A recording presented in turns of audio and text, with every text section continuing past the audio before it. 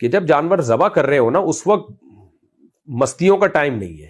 آپ اللہ کے حضور ایک قربانی پیش کر رہے ہو تو وہ سیریس ہونا چاہیے.